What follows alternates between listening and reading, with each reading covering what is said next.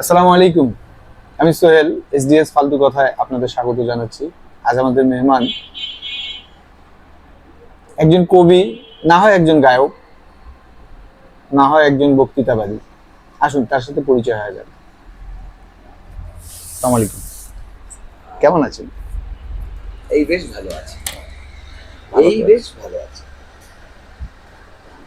তারপরে বলেন কি অবস্থা বা বর্তমান মোদি এবং ডক্টর মোহাম্মদ ইউনূস রাজনীতিতে যে একসাথে একটা সাক্ষাৎ করলেন, সেই সাক্ষাৎকারের সার কথা আপনি একটু বলেন, আপনার কাছে শুনি। সেই হিসেবে আমি গানের ভাষায় কিছু বলি। বলেন। আর পারি না, দিয়েছি যারে মন, হারালো সে কখন, ভাবিনি এভাবে কাটাবো জীবন। এটার অর্থ কি, আপনি কি বোঝাতে চাচ্ছেন? 17 বছর যাব ইন্ডিয়া, মোদি সাহেব যে আমাদের সাথে যে আন্তরিকতা, ভালোবাসা, প্রেম মহব্বত ছিল, তো প্রফেসর ইউনূস সাহেব আসার পর থেকে এই জিনিসটা দ্রুত বাড়িয়ে যাচ্ছে। এই কারণে মোদি সাহেবের মনের অজান্তে এই গানটা বের হয়ে গেল। আর পারি না, দিয়েছি যারে মন, হারালো সে কখন, ভাবিনি এভাবে কাটাবো জীবন। মোদি সাহেব কি তাহলে হারায় গেছে, নাকি শেখ হাসিনা হারায় গেছে যার ফলে উনি এই গানটা গিয়েছেন? চোখ যে মনের কথা বলে, চোখে চোখ রাখা বড় দায়। এর অর্থ কি আবার? চোখের সে ভাষা বুঝতে গেলে চোখের মতো চোখ থাকা চাই।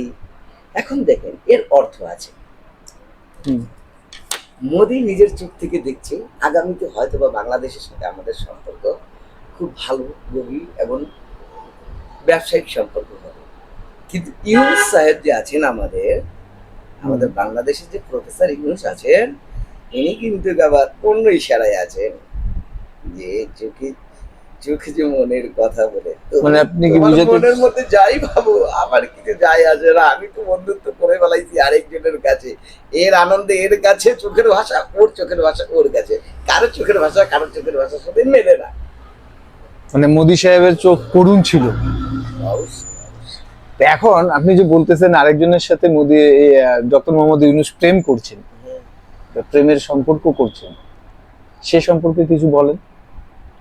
এই পথ যদি না শেষ হয় তবে কেমন হতো তুমি বলো তো, কি ধরনের তুমি প্রশ্ন? বলো। দেখেন,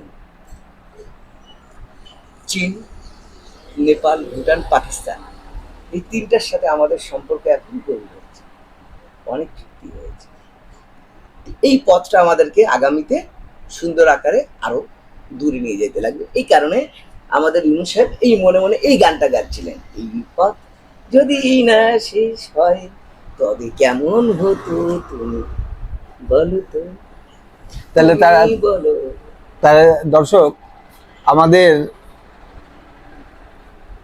কি বলে, কবি মহোদয় বা গায়ক মহোদয়, আপনি কি আসলে কবি নাকি গায়ক? হুম? আমি কোনোটাই না, আপনি কি? আমি কোনোটাই না, আমি সাধারণ, আপনি সাধারণ মানুষ। অতি সাধারণ, অতি নগণ্য। এখন ডক্টর মোহাম্মদ ইউনূস বাতাসে উড়ছেন, তার কথাবার্তা, তার দূরদৃষ্টি বাংলাদেশকে অনেক উপরে নিয়ে যাবে, আমরা সবাই স্বপ্ন দেখছি। এই মুহূর্তে মোদি সাহেবের অ্যাটিটিউড কেমন, কি মনে হয়? সুন্দর কথা বলছে। এই বুকে বইছে যমুনা, নিয়ে অথই প্রেমের জল, তারি তীরে গর্ব আমি, আমার প্রেমের তাজমহল। আপনি কি বুঝাতে চাচ্ছেন, আমার প্রেমের তাজমহল, আমার প্রেমের তাজমহল। আপনি কি বুঝাতে চাচ্ছেন যে মোদি সাহেবের মনের মধ্যে এখন যে গঙ্গা, যমুনা, পদ্মা, মেঘনা, ধলেশ্বরী, যে সুরমা, যত নদী আছে সব নদী বয়ে যাচ্ছে, আর ডক্টর মোহাম্মদ ইউনূস সাহেব সেখানে তাজমহল গড়বেন? সেখানেই তাজমহল করবেন। আমাদের বাংলাদেশের সাথে সম্পর্ক, দর্শক চীনের সাথে একটা ব্রেকের পর আবার ফিরে আসছে। এরপর আপনাদের স্বাগত জানাচ্ছি আমাদের গায়ক মহোদয়ের সাথে। উনি সাধারণ মানুষ নিজেকে দাবি করছেন, তবে ওনার সাথে কথা বলে ভালোই লাগছে। আসুন কথা আগে বাড়ানো যাক। এখন আপনি বলছেন যে মোদি সাহেবের মনে গঙ্গা যমুনার মতো উত্তাল ঢেউ চলছে, ঝড় চলছে, আর সেখানে ডক্টর মোহাম্মদ ইউনূস তার তাজমহল নির্মাণ করবেন। এতে কি মোদি সাহেব জ্বলে পুড়ে ছারখার হবেন না?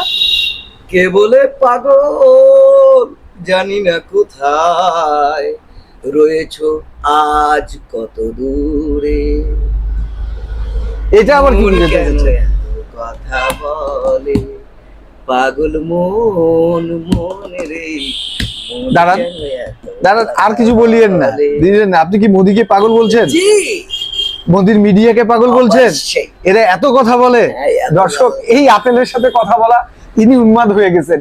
ইনার সাথে এইভাবে কথা বলা যাবে না। আল্লাহ হাফেজ।